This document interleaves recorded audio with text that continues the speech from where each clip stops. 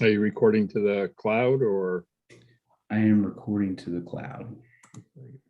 Yep.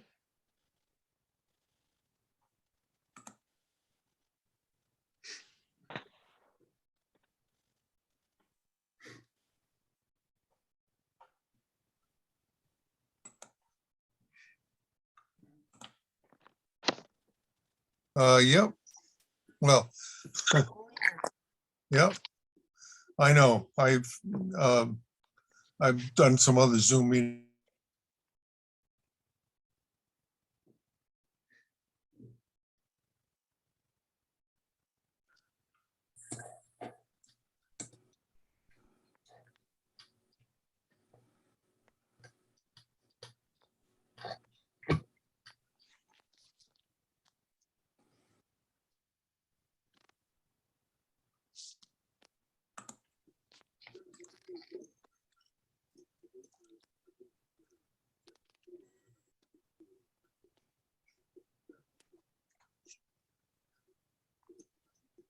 So what I'm going to do as everybody's jumping on, I'm just going to ask everybody to mute themselves, just so we don't get too much background noise that comes into the discussion.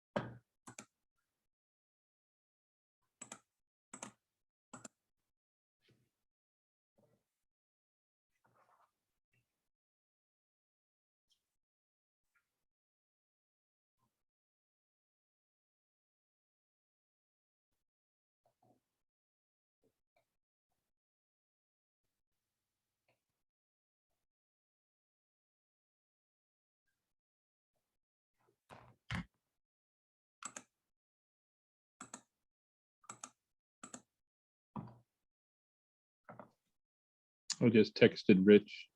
So So did I, about 10 minutes ago.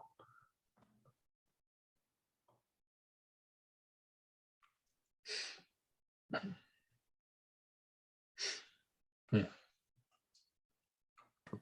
assume there might be the start of a line to get on.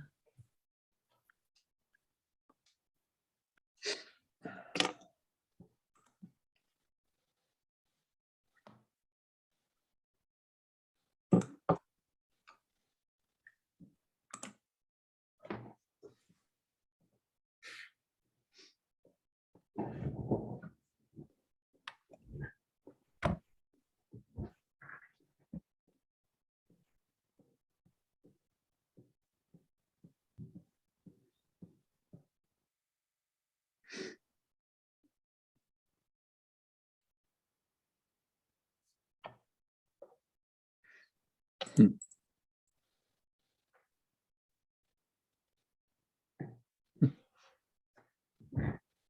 looks like Rich is joining now. yep.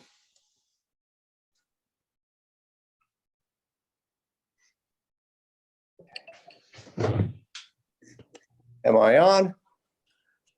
Yes, you are. Okay. Apologies, I'm having an internet problem here, so I had to come on with my phone. Okay. I see WACA on screen too, Michael. Are they going to record? I am recording. I'm sure They are probably recording as well.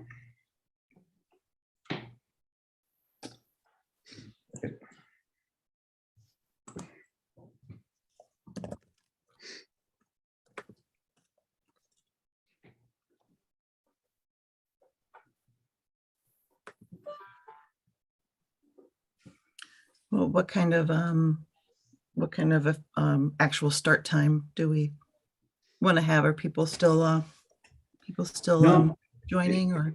It looks like our waiting room is empty now. It looks like Rich is here. So I'd say in the interest of time and making sure we had enough time for discussion, we could go ahead and get started. Rich, is that okay with you? Oh, sure. Okay. Okay. All right. I think I am kicking off then, correct? Correct. All right. Well, then I will just officially welcome everyone to the first of two community meetings on the proposed 10 to 50 Main Street project. Please note that the meeting is being recorded. My name is Tricia Kendall. I'm a member of the planning board. I was also a member of a working group composed of planning board and select board members, as well as the owner and architect of the proposed project. And we worked to define a better process for public input into the project. So this is the first, I believe, meeting of its kind. With that just short intro to what we're doing tonight, I first want to introduce Rich Gordon, who is the owner of 10 to 50 Main Street, who's going to tell us where the project stands now. Great. Thanks, Tricia. As Tricia mentioned, my name's Rich Gordon, and I've been the owner of 10 through 50 Main Street for the past 10 plus years. I'd like to welcome all of you to our first of two public forum meetings. I'd like to take this opportunity to give you a brief overview of the proposed project. This process started several years ago when I was approached by the town to see if I'd be interested in being part of the planned Ashland redevelopment. I was very interested in this as I'm not only the owner of the property, but I also live nearby and have a great interest in seeing downtown Ashland develop and grow into a more prosperous, vibrant area with more affordable housing and a greater business presence. Over the past 2 years, my team and I have been collaborating with several members of the town administration and some members of various local boards to come up with a plan that can achieve economic growth goals set forth by the proposed downtown development.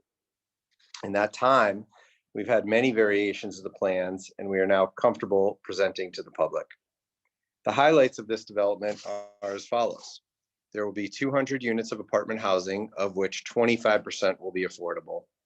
There will also be over 30,000 square feet of mixed-use space, which could be a variety of different businesses ranging from restaurants, gyms, retail, medical space, potentially a bakery, and so on. We'll have a full-time shuttle bus available to all tenants to provide quick and easy transportation to the local commuter rail station. We're including in the site development a park area, a walking path that will connect from the town hall down to the waterfall. The project will be a LEED and green build, which will also include solar on the roof with the potential to give back some power to public facilities, in addition to powering common areas of the development. There will also be a community room that will be available for not only the tenants, but for public use as well. We're planning on renovating and keeping 10 and 30 Main Street structurally and aesthetically the same, but with new amenities and all new build out to meet the current building codes. My team and I are very sensitive to the historical concerns with this property and are doing our best to keep all of the structural and historical integrity that has been part of this property for over 100 years. We're also going to do our best to work with all existing tenants to help with their relocation needs that will arise. In addition, we will offer existing tenants the option to rent some of future space at desirable rates. This is just a general overview of the project and our plans. Our architect, Scott Richardson, will follow up to give a more descriptive narrative on the building and site plans. Our economic analysis consultant, Craig Seymour, is also on the line here this evening if anyone has fiscal questions or concerns. Thank you for the opportunity to meet with you all this evening, and I will now turn this back over to our moderator, Rami. Actually, I think I'm gonna jump in just a minute, Rich. So thank you for that. I just wanted to note that the discussion today is going to be guided and facilitated by Rami Al-Samahi. Rami is a founding principal at the firm Over Under in Boston, whose work includes community engagement and public spaces in places like Ashburnham, Taunton, Chicopee, Cambridge, and Boston, but the firm does a lot of international work as well. The architect, as Rich mentioned, the architect Scott Richardson is going to be giving a presentation on the project, and town manager Michael Herbert is going to be helping with the flow of speakers and questions. So on that note, I will turn it over to Rami. I think the floor is all yours. Thank you all. As Trish said, my name is Rami El-Samahi. I'm an architect, a planner, an adjunct professor at MIT, and for the purposes of today's discussion, I'm an independent third party here who will help you hopefully facilitate an interesting set of discussions.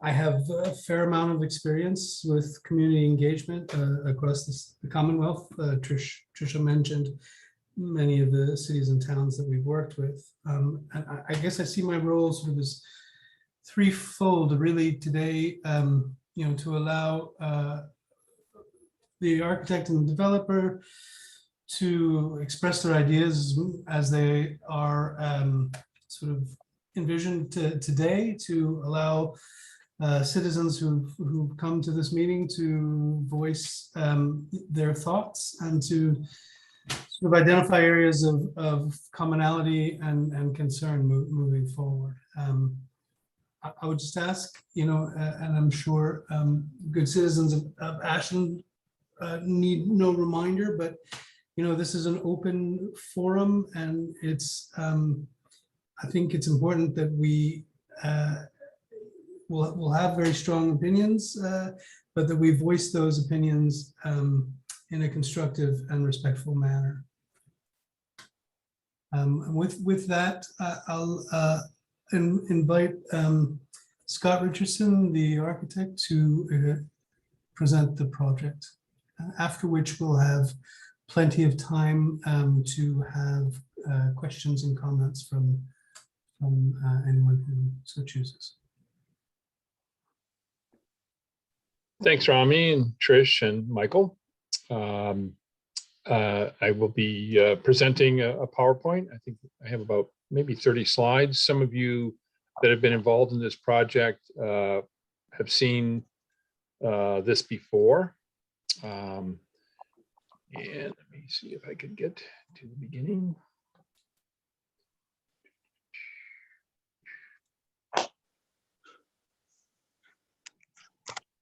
Do people see that? Okay. Yep. Yes. All right. And Michael, do I have to admit people then as the host? Yes, you do. If you want to not make me host, but make me co-host, I can probably handle that task right now. Okay, so.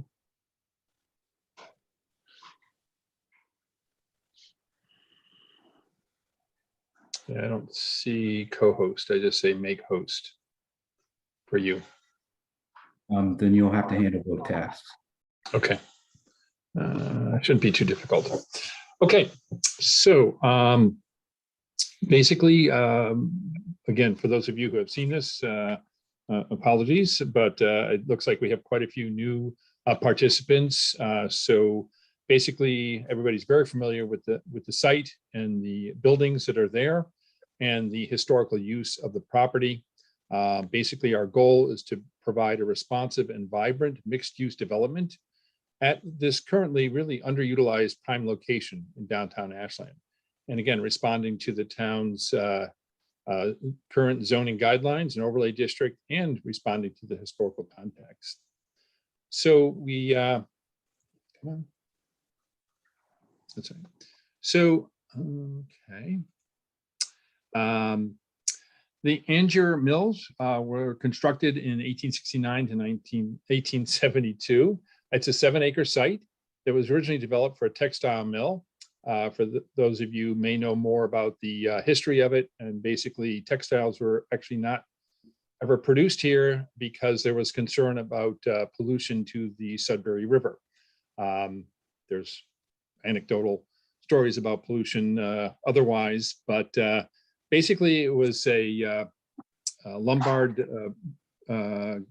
building for a while, manufacturing and other uses in it, multiple buildings along Main Street. They were predominantly 2-story granite buildings with mansard roofs. Some buildings were, the original context or planned development of the whole site was never realized. But then over the years, there were buildings that were removed, and then also the 2-story brick structures at 50 Main Street were built in the 50s or 60s. Right now, there's about 140,000 square feet of space, primarily on the lower level, which has infilled in between the original buildings. Those of you who are familiar with the retail offices, dentist offices, warehousing, there's a couple of churches there, and the back of the house, construction related services. So again, we know that this is a prime location for development. And okay, for some reason, this is not advancing, so I'm not sure why. There we go. Some, again, historic photographs, an image and or renderings on the left, and a couple of current photographs of the existing buildings as everybody is familiar with them. So our design approach has been to analyze the site from a historic viewpoint as well as a forward-thinking planning exercise.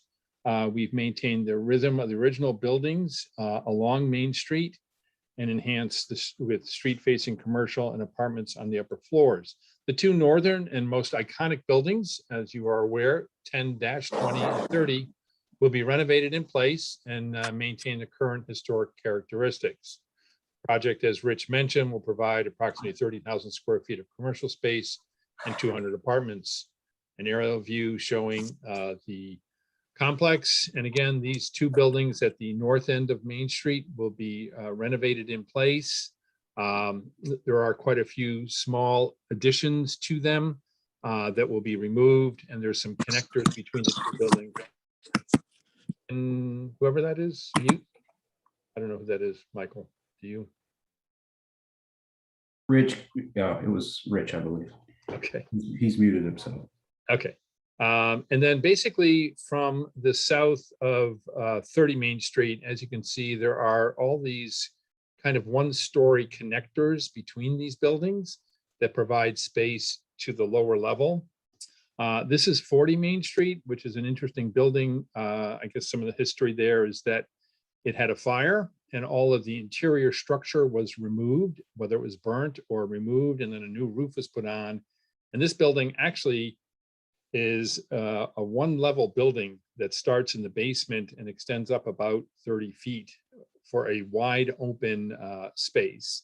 And then to the back of that are just 1-story connectors and additions that were done over the years. We all know that from the 40 down to 50, we have, again, this 2-story brick structure that has a variety of uses in it. So again, as Trish mentioned, we had a couple of meetings with a working group. And through that, we basically came to some updates on the project, which we're presenting here.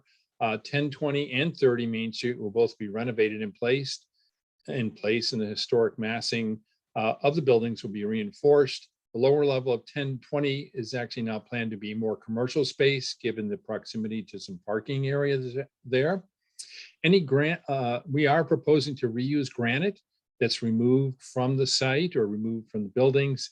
We're basically looking at utilizing it in facade work on the new buildings. There's a couple of tower elements we want to incorporate on the north and south of the buildings. And also we're able to use some of these granite blocks for paving and or benches. The south building, which is number 50, will incorporate a granite tower announcing the project as you come from the south. The former pump house, which is really not visible anymore at the north, will actually become an iconic granite structure closer to the Myrtle Street ramp entrance. Again, people are familiar with the site. It's again a prominent large parcel, 7 acres at the north end of Main Street, basically about 3/4 of a mile from the commuter rail station here. And as Rich mentioned, there'll be a shuttle bus to and from the site to bring people to the commuter rail so they don't have to drive. Again, everybody's familiar with the enhancements and beautification and walking trails that have been done for the mill pond and the bridge work and so on. And we want to connect to that. We have a walkway proposed around our site. Again, the other attributes of downtown are well known to everybody. So an analysis of the project, we basically, again, kind of a quick massing study. This is 10, 20, 30, 40, and 50. Again, as I mentioned, we're proposing to demolish everything south of 30 and then basically start to replicate the massing of the part of the buildings so that, again, they have the frontage on Main Street, but then extend back from Main Street. And basically developing an entrance into the site that's aligned with Pleasant Street. So that will be a controlled access into the areas on that level, as well as access to the lower level parking. Again, looking at some of the buildings in the downtown area relative to kind of the federal style and Greek revival styles, and some of the newer projects that have been built recently. We're basically taking some of the cues from the massing of those buildings, as well as responding to the form-based zoning that you've developed for the downtown. Again, the site is 7 acres. The zoning district allows an FAR 2.0, which equates to a fairly large development if you were going to go to the maximum of 600,000 square feet. We're proposing a development of about 290,000 square feet, which is less than half of the potential. And again, providing 200 housing units and about 30,000 square feet of commercial space. So as we analyze the site, we basically are looking at trying to relate to the Main Street corridor and the activity that's happening along Main Street, specifically on the south side of the project. We have obviously the corner spot, which is a popular attribute and a gathering space for the downtown. We want to basically have 50 Main Street become kind of responding to that activity. And we see that as an ideal location for a restaurant, as well as outdoor dining, and provide some good connectivity there. Again, this is our entrance to our on-deck parking, which will then have a ramp down to the lower level. And again, trying to liven up the facades, we would be infilling between buildings for more commercial space, and then as well as provide access across and connect our walkway to the river walk that's there currently. So as we take a closer look at that, what we're looking at is having our walkway come along, and then there is anybody that's driven behind the building, you're familiar with the concrete wall that extends along the Sudbury River. We're looking at developing a walkway along there. Again, right now, all these buildings have these connectors between them that basically the buildings have a hard time kind of breathing or identifying themselves. So we're kind of removing those to the rear so that they will be more, have more open space between them, and more daylight would be able to come into each of the buildings. We're basically developing kind of this iconic tower over here at the Myrtle Street area. What else? And again, trying to connect to the Ashland Historical Society's building, and also start to work with them on creating some historic markers on site. And again, the brick chimney would stay intact and be enhanced with some graphics and some lighting. So along the walk, again, the back of the side, we have this walkway along the Sudbury River, which can provide, again, a nice walkway area. And then as we come to the south side, we have access to what we'd like to develop as a small park on this south side. And then that would, again, connect up to Main Street. Excuse me. So along Main Street, as I mentioned, we want to do what we can to attract tenants that are going to have some life on Main Street, and again create this really good connection between the corner spot and our building at this end, and have an identifying icon on this building here. Again, a little larger view of that gateway entry, providing that granite tower that I mentioned here, and again provide that connection to the lower walkway and a park down in this area.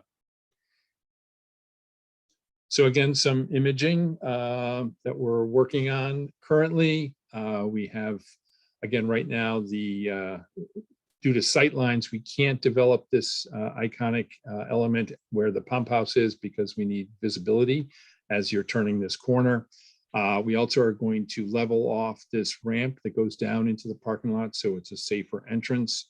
So again, we want to develop, reuse some granite, develop an announcement on this side, and again, have that connection to the river, the Mill Park and the River Walk. As you can see, that we've removed, there's a small 2-story addition on this side of the building, which is really in disrepair. And we had the opportunity to walk members of the Historic Commission through the site the other day. And I think everybody concurred that that would be nice to get rid of. So again, we can basically maintain and enhance the fascia system and the iconic lines of the building as you approach it from this side. Again, looking south along Main Street, again, the first 2 buildings are going to be renovated in place and provided with, again, street side retail, commercial, or whatever use, again, it comes in there. And then we start with our new construction further down on the site. A view coming in from Pleasant Street. Again, we're not showing the traffic signalization, which obviously would be here. We will add that at some point. But again, this is a controlled intersection as it is now. And again, we have access into our driveway here, which provides parking for any retail that's on this level. And then we go down a ramp to the parking, which is essentially under all of these buildings. Another view from Pleasant Street. And again, this is 50 Main Street with, again, a tower reutilizing granite from the site. And again, our ramp down to our parking, as well as development for hopefully an outdoor eating area, or again, a sitting area along Main Street. And we do have basically a deck element that connects all around this building. So you have kind of an enhanced walk area, as you can see at the elevated area, which again connects back to the driveway area as you come in. As you can see, we have parking under all the buildings. And again, this off to the left would be our connector to the River Walk, which again, we're kind of standing on a corner of the River Walk facing the buildings. Another view from the River Walk towards the back of the buildings.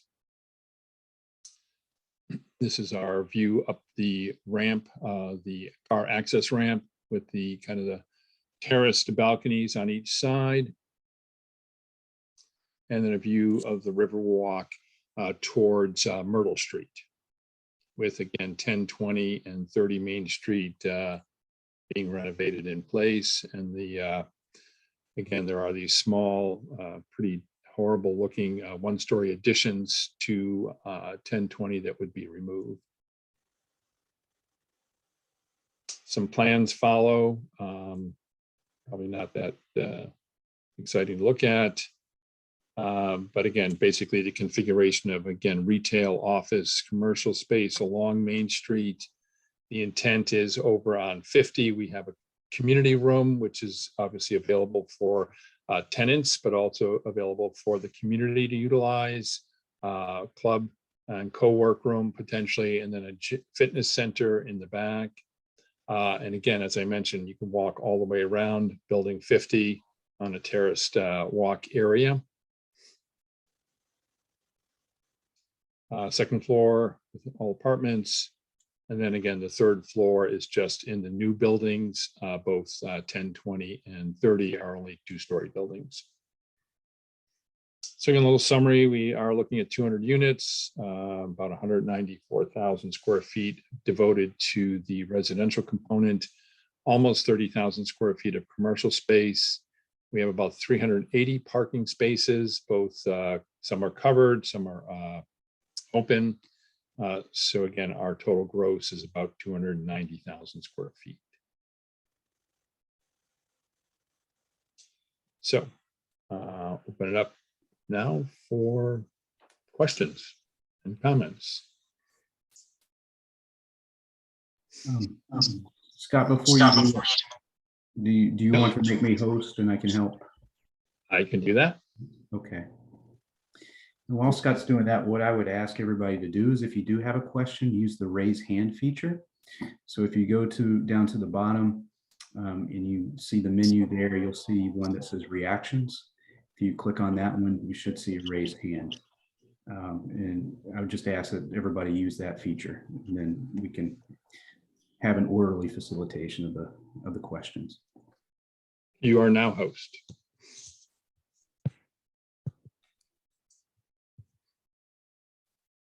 So if anybody has any questions, please go ahead and raise your hand now. I see a Lawrence Dion. Right? Yep. Okay to speak? Please. Okay. I've been following this. I'm a former planning board member for many years. Well familiar with the property. What I like is the way you are attempting to integrate nature. It's a property that's surrounded, as you well document, between the corner spot and the mill pond and the river behind it. And also a short distance away is Stone Park. For me, it's a part of Main Street that has some character. I would say from around the town hall on down, there's some buildings, they're not architectural gems, but they have some nice character, which I like. I would hope that the character of this complex, that what you're proposing, fits in with what is already there. I noticed that the granite buildings have a mansard roof. I see no reflection of a mansard roof in your proposed new buildings. I'm wondering if that could be brought in. Another item is that the building that's on the Marconi property really is offensive because it's a wall that fronts Route 126 right up to the bare minimum setback. In this particular case, I find that the 3-story front, it's actually 3.5 stories. One of your rendering shows, the first rendering shows it actually being a 4-story building, which is not correct. It's going to be a 3-story building. There was a sketch that I saw a few months ago with a stepped back proposal with the buildings. I like that because you only had 2 stories in the front, and then the 3rd story was somewhat recessed. I find that that would mitigate the sense of walls facing Main Street. I'm a little concerned that they're going to be straight up flat and with very little mitigating architectural elements, just basically walls with holes for windows. That concerns me. I would like to see a little bit more architectural variation. I like the idea that you're going to reintroduce granite blocks into other parts of the architecture. I see all of it being on the surface outside you might consider what was done with the Boston Stock Exchange and other buildings, where they brought some of the granite walls into the lower building, lower entry, and some of the more public space. It's a thought. It's a thought. I applaud the idea of keeping with the material that you're using. That part of Main Street has some character. I hope that this project will add to the character. Do I have anything else? Yes, the renderings of the front of the building that you showed, I don't believe you, the renderings in the front look like they're fairly expansive. You have an island in the middle of Main Street with trees on it. That's not going to happen. You don't have the space. The space that's there for parking currently, that's the space you have. If you're proposing parking in the front, how much sidewalk space do you have? It looks a little bit generous in your renderings. I realize you have a space limitation. I'm hoping that the fronts really are well designed. That's the part of this complex that the people, the public are going to see and what they're going to be living with. And being a person who lives on the other side of Mill Pond, I pass that complex every day. I do like the treatment, at least in the slides, of what you're doing with the existing buildings. I would certainly encourage that further. I understand the limitations in some of them because of the destruction, particularly that smaller building that was burnt. I guess for the moment, that's what I have to say. Thank you. Thank you, Lawrence. Shall we move to the next question or comment? Tracy Hyams? You're still muted, Tracy. Okay, now? Yes. Good, thanks. As I looked at the apartment layout, it looked to me to be mostly 1-bedrooms, studios, and a handful of 2-bedrooms.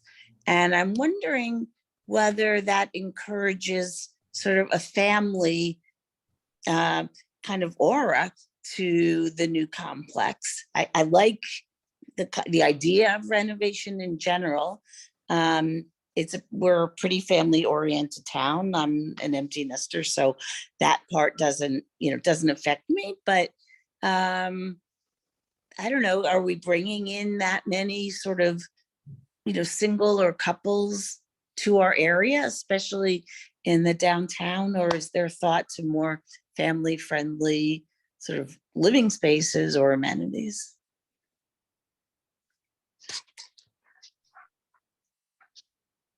We can look at that. Thank you. I thought I saw another hand up. I don't see it now. There's a couple of questions in the chat. Well, we can, let's go to those. Oh, I see Joel. Joel has his hand up. Okay, so let's take Joel's question and then we can jump back to some of the chat questions. Hello, everyone. Thank you for holding this forum. I think this is great. I'd like to see the town do this as often as possible on many projects. This is just great. I want to thank Lawrence for his comments. I thought they were very insightful, and I really appreciated some of the architectural comments, especially with the idea of trying to avoid that kind of large wall, creating a kind of a canyon going down Main Street. I do like the idea of trying to have either, a 1 or a 2-story facade and have maybe any higher floors set back further. I have a number of questions. One is, what would be is there some kind of a projected number of new residents that if at full occupancy, talking only about the residential part of this, how would this impact the population of Ashland? That's a first question. I have a number of questions.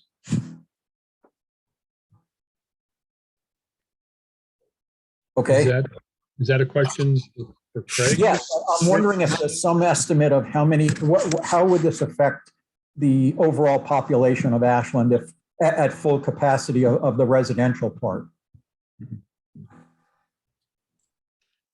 I do not know, but we can find out. And based on, again, the units, we can certainly do some projections based on other information that's readily available.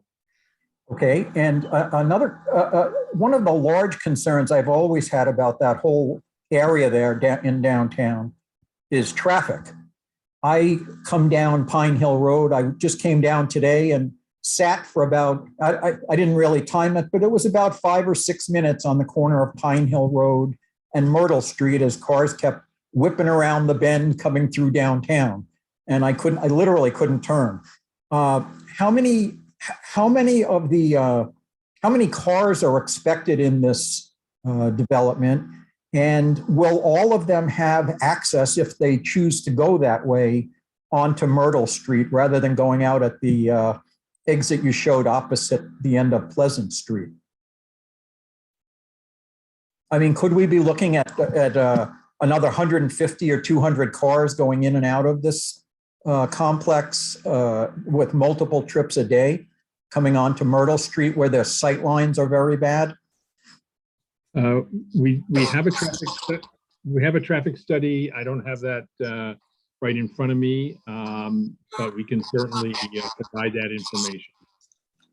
Okay, because I mean, it seems to me that the exit that you showed on your drawings is very close to the curve where Main Street curves opposite the waterfall, and it just seems to me that the sight lines there are just, I mean, almost as bad as they could be imagined.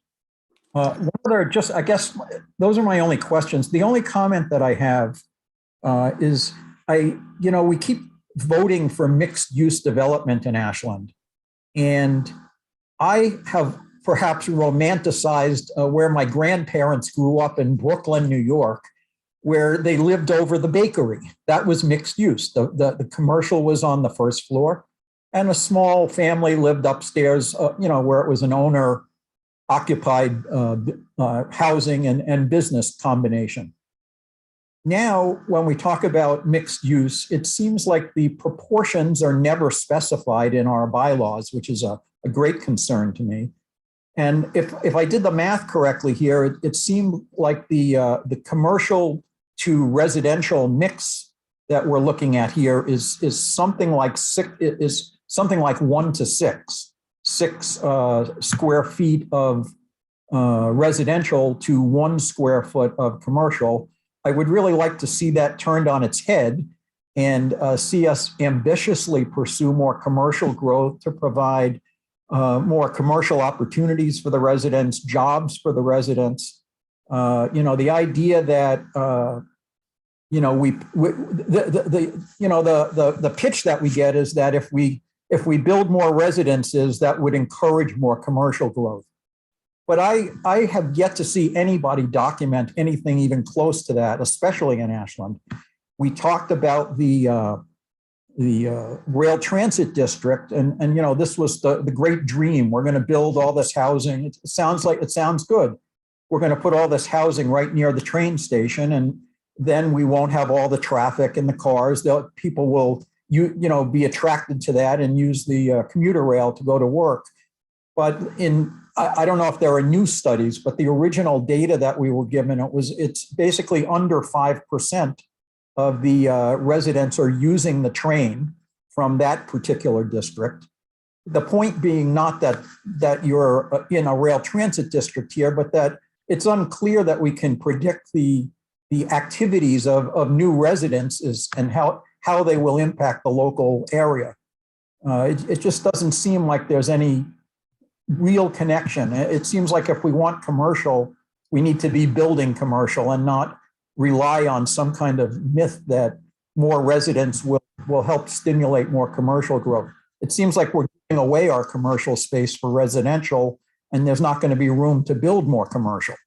So that's just a concern I have. I would really like, if it's, I think it always comes down to profits and economic feasibility and economic incentives, but I'm concerned that we're putting in too small amount of commercial here on this parcel, in a place that could be commercial.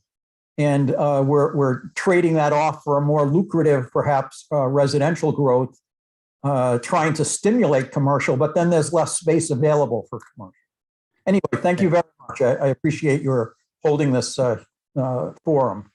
Thanks, Joel. I think, so Joel, you had a couple of questions first, right? So, and I think Scott tried to answer the occupancy piece, but going to traffic, Rich and Scott, have you performed any type of traffic analysis yet? Yes, we have. George Connors has that. He's not with us tonight, but there's been a full traffic study that's been performed, and I believe that we could probably have that available for the next public forum.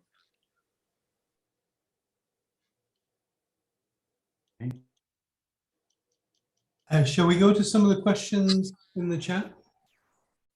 Sure, I can relay some of those. So the first question that we have from Frank is, why isn't the entrance lined up with Pleasant Street? Yeah, I mean, ideally, it would be fantastic if it could be exactly opposite Pleasant Street. But given the configuration of the spacing of the buildings and the dimensions that we need, it unfortunately is offset a little bit. Again, since this is a traffic controlled intersection, it obviously that's the advantage, that we can have it offset a little bit and it'll still work. But basically, again, based on the dimensions that we need for the buildings and the spacing of them, we end up being a little bit offset from directly across from Pleasant Street. All right, thank you. And then MEB asked if there are any ADA units in the living space.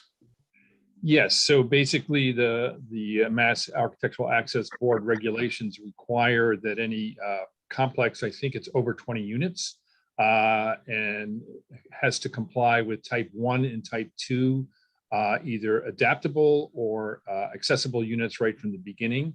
So it's a certain percentage of the units would be accessible, and then most all of them have to be adaptable. So yes, we will be accommodating accessible units as per the Architectural Access Code. Okay. Next question we have from Matt. Is there room for restaurants to have outdoor dining space? Because that should also be encouraged. Yeah, absolutely. We are planning on accommodating that use, and we're hopeful that that will be one of the uses. Okay. Moving on to the next question. Can the team update the community on the status of any environmental issues and any required response and cleanup? So we have an environmental consultant on board. That's George Campbell. We could have him be a part of the next meeting. We are certainly addressing that, and will be compliant. Okay. And before we go further on the questions in the chat, I know Joan has waited patiently with her hand up. So Joan, would you like to ask your question too? Sure, thank you. I do have a few questions. First of all, Mr. DeJong, I actually agree with just about everything that Mr. DeJong said. I would like to see the mansard roofs continued, and the setback, more of a setback recess from the road. I do have a question about the buildings. So it looks like 4 buildings are actually being made into 5, is what I'm seeing. Because basically right now, I think I could be wrong, 10 and 20 are one building, or 20 and 30 are one building. I can't remember which. I would like to see the space between 20 and 30. I think was the area that we talked when we did a nice walk around, which I appreciate too. But that area that we talked about that would make a nice courtyard and keep that building, keep the facade of the building to the right. with the granite. And I think that would make a beautiful outdoor dining area. I did wonder how the height is measured. I believe it's 38 feet, and I'm wondering if it's measured from where it's measured from. When the buildings on the street look like they're, to me, like they're close to 4 stories. So that's my first question. So if, let me answer that. The existing height of 30 Main Street, which is the tallest of the 3 historic buildings, is approximately 30 feet to the top of the roof. From where? From grade. Street level or bottom level? Street level, much higher in the back. So we're proposing, again, the way the bylaw has been rewritten is that it is 38-foot maximum height. So that is to the proposed peak of all roofs on all the new structures. So we're basically having a roof line that's just 8 feet higher than the existing roof at 30 Main Street. And that is to the top of the visible roofs and the top of the visible dormers that you see from any side. And again, that's from the Main Street side. As you know, the site drops off to the back 1 level. So you basically gain a level to the back of the site. Right. So I guess I'm wondering why the measurement isn't from the back of the site. Would that not make, does that not meet the, what is the criteria is what I'm trying to understand of the actual lot? So in some towns, and again, I don't think your bylaw is specific on that. In some towns, you take the average all around the whole site. But basically, the way I looked at the zoning is that it is from the Main Street side, from as you're viewing the building from Main Street, that is the 38-foot height. And basically, the lower level is essentially what we're saying for the most part is basement garage space on the new buildings. I guess from my perspective, I think I appreciate the look from the falls. I think you're keeping a really nice look there, and a nice coming around the corner. I think as you come around the corner, that the buildings on the end are extremely, to me, very imposing and very close to the street. And I think many people in town, I should say, not most, but many people that at least that I've spoken to, have a real problem with the building next door that is so close to the street and high, and it's imposing, and it just takes away from the downtown to my perspective. Mm-hmm. I was wondering how many children you feel will be added into the building, will add to the town? Well, let me just respond to your first comment, is that these new buildings line up exactly with the existing building lines that are there, except for the commercial buildings that are being built between the buildings, and those are set back further from Main Street. So we're not building anything closer to Main Street than currently exists. As far as the population, that's not my areas of expertise. So Rich, do we have any information on that? Scott or Rich, I can answer that quickly. The population estimate that we came up with for the 200 units is about 311 people. And a question that was just asked relative to the number of students, school-age children. And it ranges between 16 students using the town's fiscal impact model. And I've used an estimate of as many as 20 coming from the complex. Okay. All right, thank you. Scott, to get back to your comment about the location of the buildings close to the road, I believe you, and I'm not questioning that. But I think the difference now is that instead of a 1-story building being that close to the street, you've now got almost a 4-story building being that close to the street, and that makes a big difference in the visual. I also had a question about the affordable. It says 25% affordable, which is great. Is that for Ashland residents? primarily? I would assume, Michael, you would have more information on how the affordable housing component works, perhaps? Yeah, so typically in an application that would have 25% affordable, whether it's a 40B comprehensive permit or something like this, which is through what's called a LIP process, a local initiative process, the town has the ability to indicate preference up to, I believe it's 50% for Ashland residents. So 50% of the units could be dedicated towards Ashland residents. I believe it's 50%. It might be higher. I'll need to check. Okay, thank you. My last question, apologize, but the parking spots, I'm just a little bit concerned that I feel, in not just this complex, but some of the other complexes too, that we underestimate how much parking is needed, just because I think most families, at least couples, each have a car. I mean, I know there's a bus going to the rail station, et cetera, but to the other gentleman's comment, really what percentage uses the rail as opposed to going to work in a car? And I think not having two spaces per apartment is going to be very limiting. Those are my comments, and I appreciate you listening. Thank you.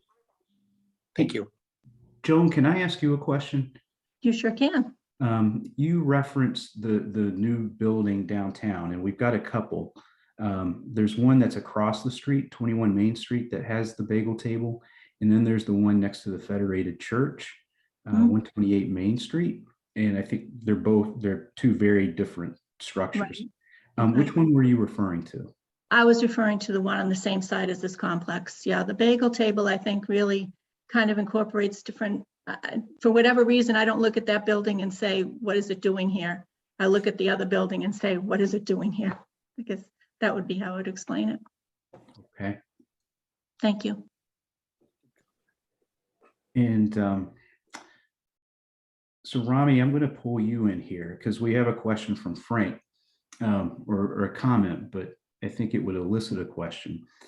So Frank's basically, hate the fact that the new buildings look like the ugly apartment buildings Framingham has put up recently. I guess we're trying to figure out what the pieces that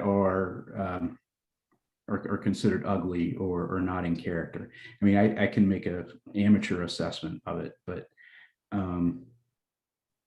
I don't know if you're familiar with the new architecture, Rami, but I don't know the right question to ask here. So, well, I mean, it seems like, I mean, in the discussion so far, I think the comments have been sort of in two buckets, if you will. One is sort of practical questions: how many people it's going to impact? How traffic, is it going to impact and how is it going to impact the environment, the economy, etc. And the other one is from the very first set of comments. Sort of how will it add to the character rather than detract from the character, which is essentially an aesthetic anxiety, right? That's being expressed in different ways from different people. And that's that's a harder one to pin down because everyone has the beautiful thing about architecture. Everyone has their own opinions. I would say in general, it's important for a town that is concerned about its history and character to sort of ask anybody who's going to build something in that town to demonstrate how it's keeping in context. And I think some of the early slides that Scott showed did do that.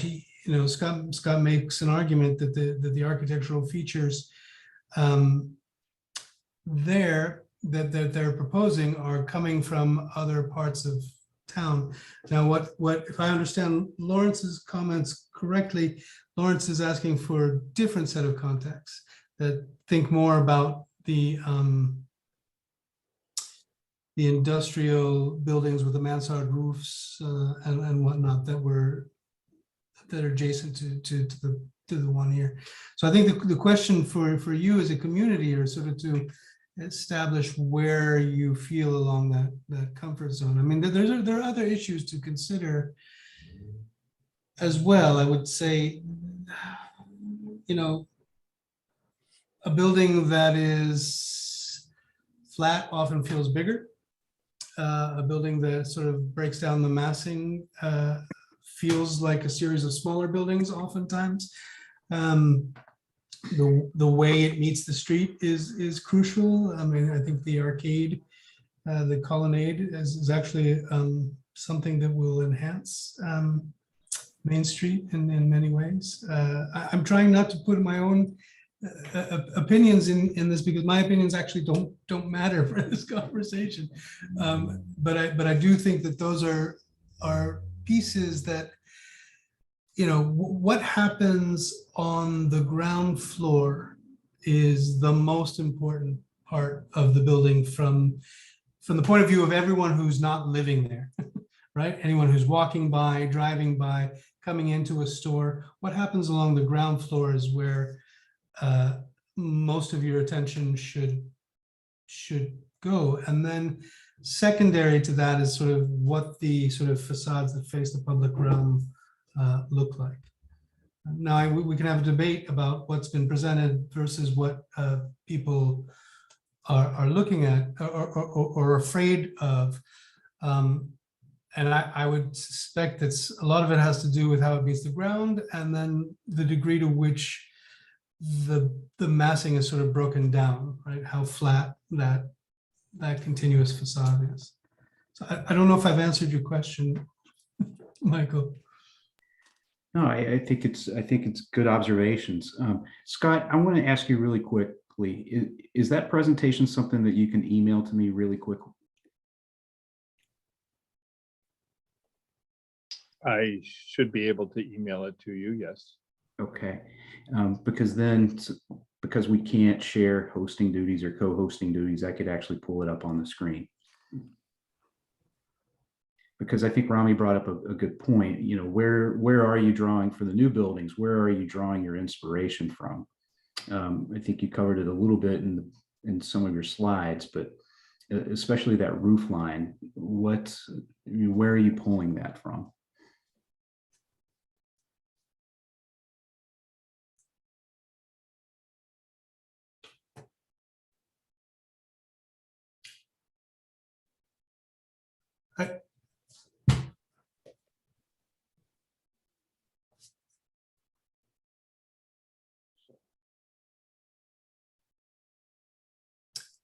I wonder, with regard to the parking, if I could ask a question of Rich and his team. Are the parking spots that you're providing above the minimum requirements, or are they the minimum requirements?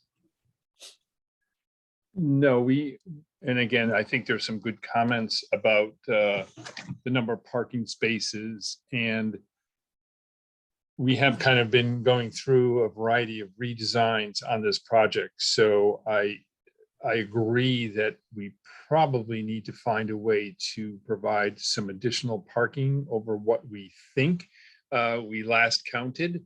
But to answer your question, we're basically below the requirements. So we would be looking for some relief there. On the flip side, as I mentioned, I think at this point we need to look at how we can potentially garner some more parking spaces on site.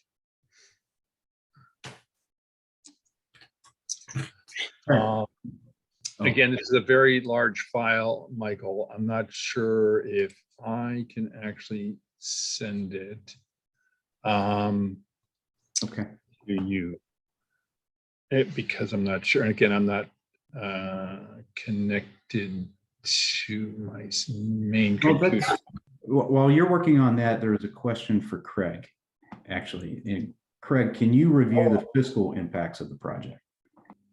I can. Is there a way that I can share my screen? I've got a couple of slides here I can put up that summarizes the fiscal and economic impacts.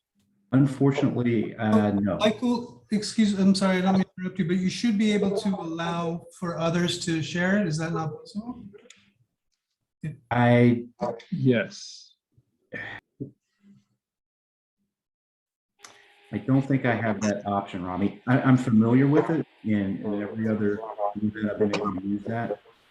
But for some reason, All right, well, I can just walk through it verbally to the best extent we can, and we can also include these in a follow-up as well. Based upon the current configuration, as I mentioned, we're looking at a population of about 311 is what the calculation comes out to be.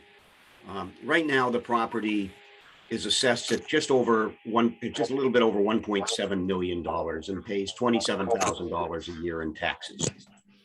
When fully rebuilt and occupied, it's going to be valued somewhere north of $60 million and pay nearly $1 million a year in property taxes. As a result of that, and putting against that the estimated municipal service costs and the cost of educating the somewhere between 16 and 18 kids that might come out of it that go in the school system, it'll have an annual positive net fiscal impact of, I calculated, $436,000 a year. Now that accounts for $329,000 in additional municipal service costs and $186,000 in extra education costs for the 20 school-age children residing in those units. In addition, there's going to be one-time fees for building permits and water and sewer hookups that are going to be somewhere around $1.7 million coming to the town. And then from the automobiles that we anticipate being there, there's going to be about $30,000 a year in annual automobile excise tax. Now, this is on my own calculations, I also went back and updated the 2018 fiscal impact template that the town has utilized. And it came out very, very close with a net fiscal impact of about $429,000 and $900,000 in property taxes, less $330,000 in service costs. And it only predicts 16 school-age children at a cost of about $148,000. So again, similar, roughly $400,000 to $500,000 a year. There's also going to be economic impacts, both locally and to the state. The construction jobs are going to pay $775,000 in state income taxes, and sales taxes, almost $1 million on the materials purchases from during the construction.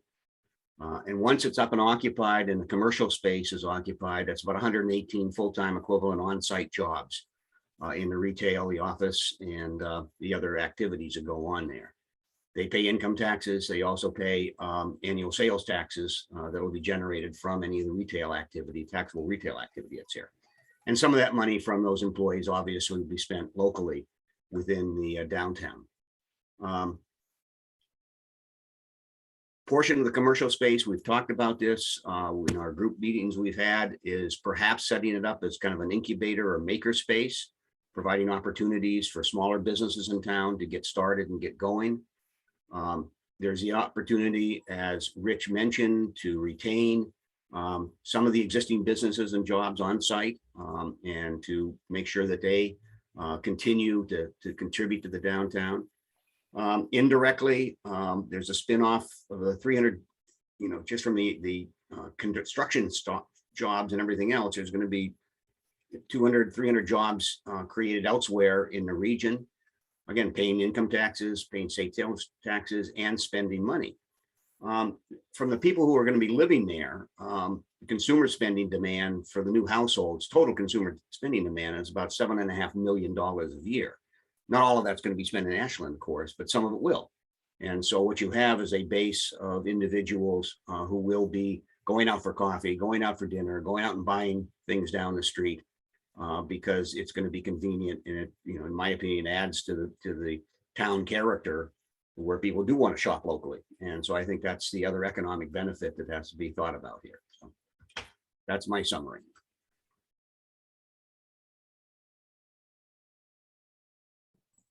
Thanks, Craig. I do have that file now, so I'm going to go ahead and share my screen. Can everybody see this? I think in particular, this roof line, I'm sorry, this one is the one that I had a particular question about, and I think others had a question about, Scott, is, these two in particular, what, maybe I'm not using the right vernacular, but what's the inspiration for these roof lines? I'm muted. So what we're looking at is the fact that we don't want to just replicate what was built over 100 years ago, because we're basically not building a mill building. We're building a complex for today's commercial and residential use. In your form-based bylaws, you basically show gable dormers, mansard dormers, shed dormers. And so we basically are utilizing the concepts that you've presented and trying to develop a building that is representative being built today, but also trying to have it be somewhat timeless as well, and have separate identities for these buildings. So that's basically where we are and what the thinking is. Now, we are incorporating some mansard dormers on the sides of the buildings, which I think we still have not finally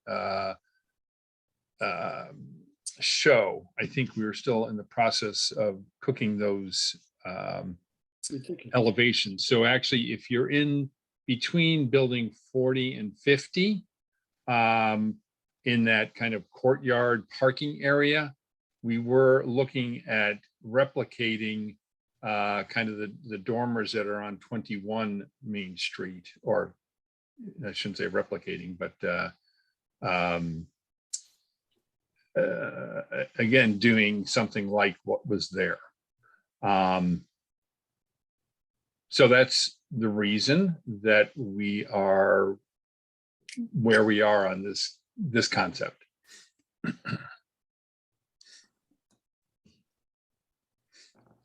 Okay.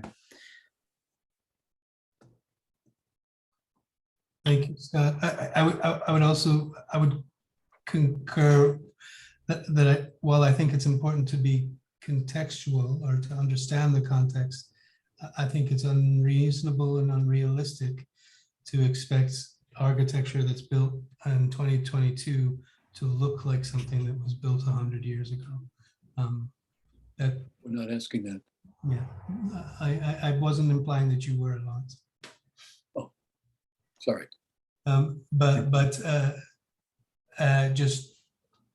seeing an H. Nicole with a hand raised.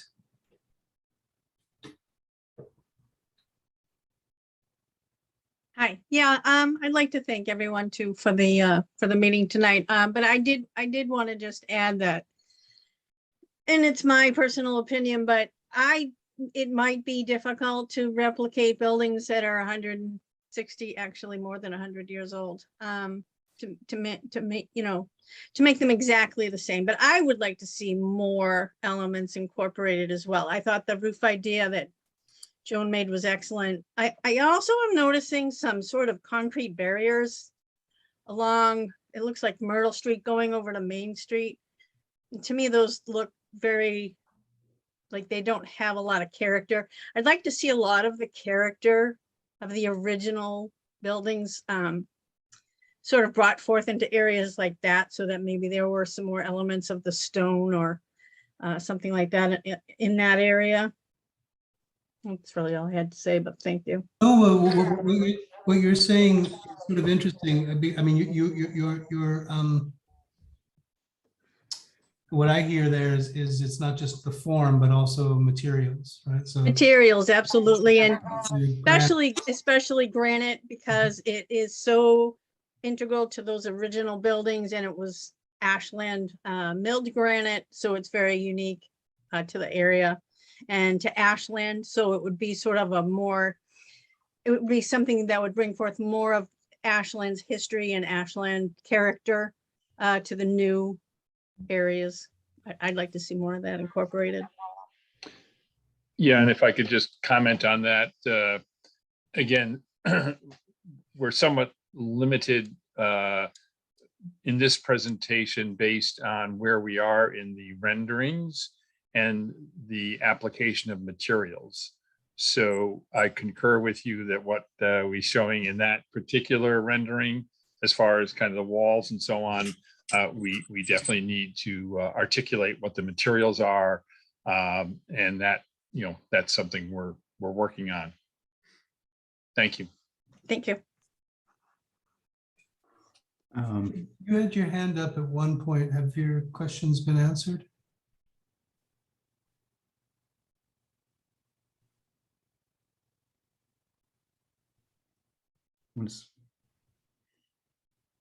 Who are you talking about, Rami? I thought you had your hand up. I did. I was just going to comment on really just about the current zoning in the area that a year ago, June, we did limit the height at 38 feet, and that was measured, that was going to be measured in the bylaw from Front Street, from the main street of whatever property it is. So in this case would be Main Street. And that 38 feet was based largely on other buildings around, particularly on the Bagel Table building, which seemed to be a good, seems to be a good scale for the street, that people seem to like it. So that we looked at that as an example. And also at that time, a year ago, June, we made some minimal setbacks that were related also to things we measured at the Bagel Table building, about things people seem to enjoy. So those all are in the bylaws, and they should and will be incorporated into this project if they aren't already. Thank you. I just want to be aware of, so we do have a stop at 8 o'clock. So I'm going to try to get everybody's questions in. But Tamara, I believe you had your hand raised first. Yes, hi. Hi. Can you hear me okay? Absolutely. Great. Based on the last town meeting we had and the presentation from the Sustainability Committee, are there any plans to use any sustainability related materials, formats, functions in this new construction? And that's it. Thank you. Sure. Thanks for that. Again, the state energy code is being upgraded as we speak, and we would be complying, if not exceeding, our values throughout the new construction, and trying to basically develop a very sustainable approach for the construction and for the mechanical and ventilation systems. As Rich mentioned, we're going to have solar on all of the roofs because he has them now and he'd be relocating them. But we'd also have additional roof area as well. Anything we can incorporate relative to HVAC systems, better insulation, better windows, again, sustainable approaches. We will be developing a checklist on all of those components and attempting to do as sustainable project within the budget as the budget allows. All right, thank you. And then Joan, and then Lawrence. Sorry.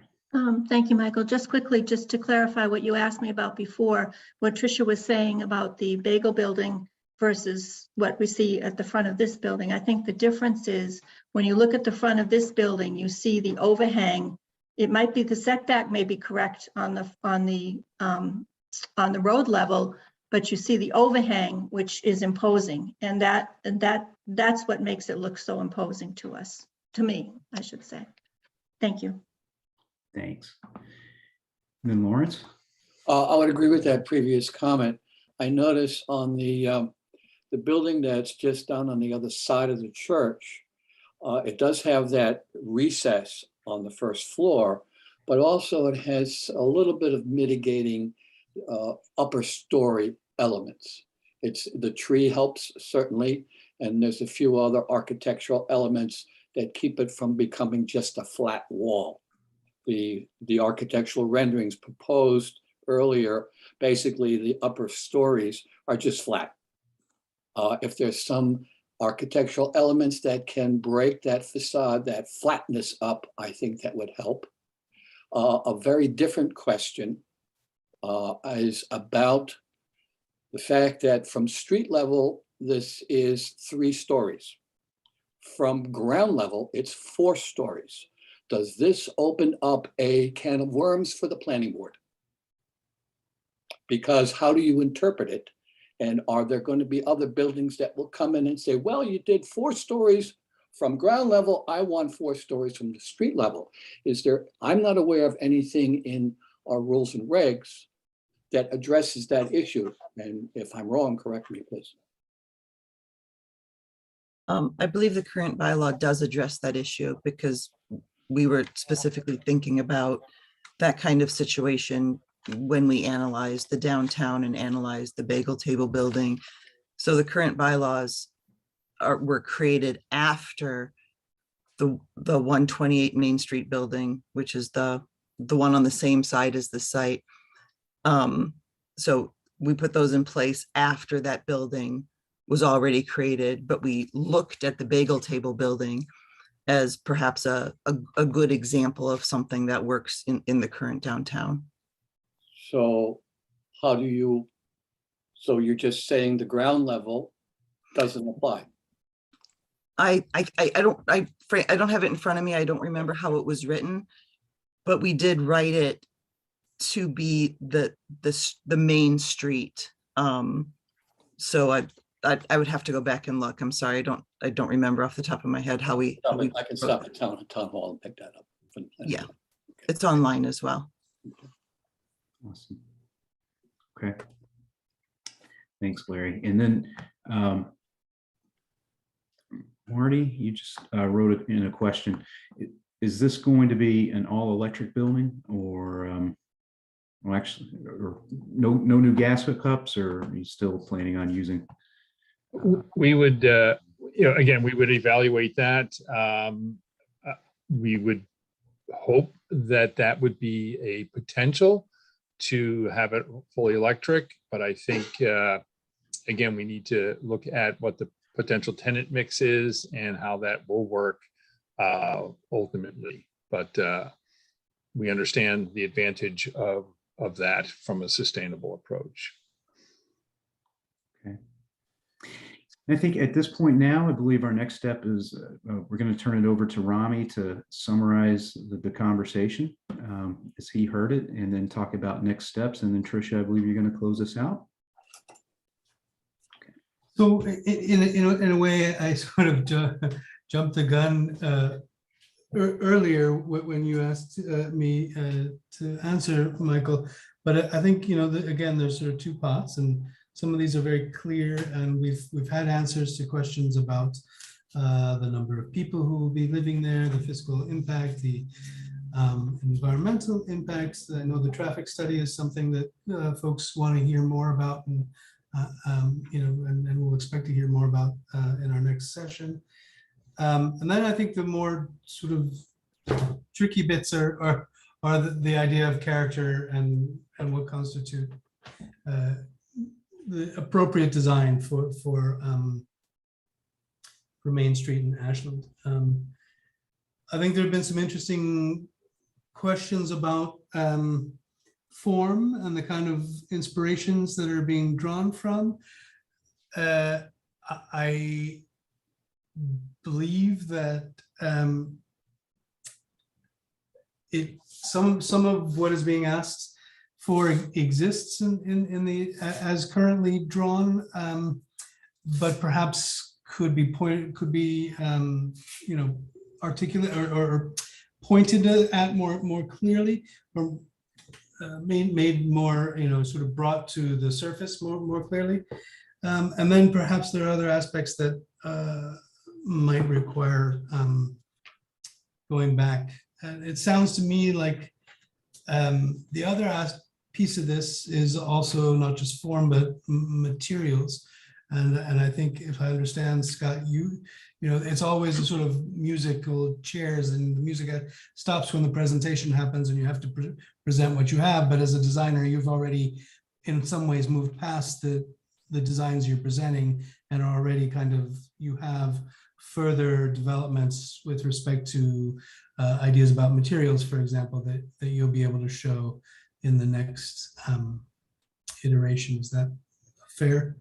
I don't want to put you on the spot, but is that? Oh, yeah, yes, that's reasonable. And again, based on, again, some of the comments we heard tonight, we will be looking at a variety of aspects as well. Yeah, and I would ask, you know, and I thank everyone who asked questions, whether it, or provided comments, whether it was in the chat or verbally. I think, you know, you all should be proud of yourselves. We're incredibly polite and kind to each other, and I really believe we need more of that in general these days. And I think we can have constructive discussions as a result.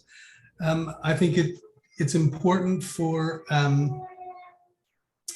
all of us to sort of express this in ways, you know, I like this, I am concerned about this, and I think there was a lot of that today. I would ask, particularly this issue of character, think about what it is about the character of your town that you do cherish so much, and bring that to the table the next time we meet, or share it, I suspect through Michael. Is that the right venue? If people have comments between now and the next time we meet? Sure. So we've been able to record this. We've been able to capture everything in the chat. So yes, I'm happy to help continue the conversation. If people want to send questions to me, I can direct them to Rich, your team, and then we reconvene. I think it's on June 8th, correct? Correct. But I would say, you know, that's sort of your everyone's homework to think about this sort of more squishy thing. What the character, the architectural character, what is it about it? And is it the way you approach a door, you know, an entrance to a building? Is it a way that you, before you get to that entrance, that there's a little bit of change between being outside and then being inside, right? Is there that sort of interstitial space that might allow you to sort of understand that you're sort of moving into a building? Or as you walk by a shop front, you're able to see into the shop front. What is it, you know, at what level, what size should that window be? What are the sort of pieces along Main Street that you care for and would like to see? I don't mean necessarily replicas, but you know, the kinds of things that you enjoy along your Main Street. And if possible, share those with Michael and the team before the next meeting, so they'll have a chance to respond. Thanks, Rami. So just to wrap up, I think we are right at that time. That I agree with Rami. If people could send as specific of comments as you can to Michael, then he can pass them on to the project team, because those are all valuable in this process. And I certainly hope everyone and more people will be able to join us on Wednesday, June 8th, where we will be having a second community meeting on this project. And I very much thank you for coming. Thanks, everyone. Have a great evening, everyone. Thank you. Thank you.